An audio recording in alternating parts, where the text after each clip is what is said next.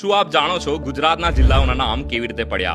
અમદાવાદનું નામ પડ્યું સુલતાન અહેમદ શાહ પરથી, જેમણે આ શહેરને ઈસવીસન 1411માં વસાવ્યું હતું. ગુજરાતના સૌથી મોટા જિલ્લા કચ્છનો ભૌગોલિક આકાર કાચબા જેવો છે તથા કાચબાને સંસ્કૃતમાં કચ્છપ કહેવામાં આવે છે, જેના પરથી કચ્છ જિલ્લાને તેનું નામ મળ્યું છે. બનાસકાંઠાનું નામ બનાસ નદી પરથી, જ્યારે અણહિલપુર પાટણ અણહિલ ભરવાડના નામ પરથી રખાયું છે. મહેસાણા નામ આવ્યું છે તેના સ્થાપક મેસાજી ચાવડા પરથી. સાબરકાંઠા સાબર નદી પરથી. અરવલ્લી પહાડીઓ પર અરવલ્લી. ગાંધીનગર મહાત્મા ગાંધીના નામ પરથી. મહીસાગર મહી નદીના નામ પરથી આવ્યું છે.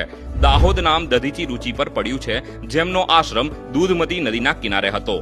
પાંચમહાલ, ગોધરા, દાહોદ, હાલોલ, કાલોલ અને ઝાલોદ પરથી પંચમહાલ જિલ્લાનું નામ રાખવામાં આવેલ છે.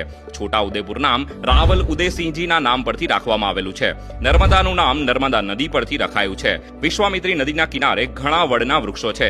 આથી સંસ્કૃતમાં વટસ્ય ઉદરે પરથી વડોદરા નામ પડ્યું હોવાનું માનવામાં આવે છે. મહર્ષિ ભૃગુના નામ પરથી ભરૂચ. તાપી નદી પરથી બન્યો તાપી જિલ્લો. સુરેન્દ્રસિંહજીના નામ પરથી બન્યું સુરેન્દ્રનગર.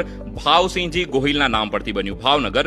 ઠાકોર સાહેબ વિભાજીના મિત્ર રાજુ સંધિના નામ પરથી રાજકોટ. નવાનગરના રાજાઓ જામ સાહેબ તરીકે ઓળખાતા હતા, તેથી તેમના નામ પરથી બન્યું જામનગર. દ્વારકાધીશ મંદિર પરથી દેવભૂમિ દ્વારકા. પોરઈ દેવી પરથી પોરબંદર.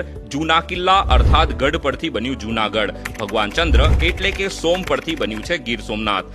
આવા જ ઇન્ફોર્મેટિવ વિડીયોઝ માટે જોતા રહો વેબ સંકુલ official. Thank you so much. જય હિન્દ, જય ભારત.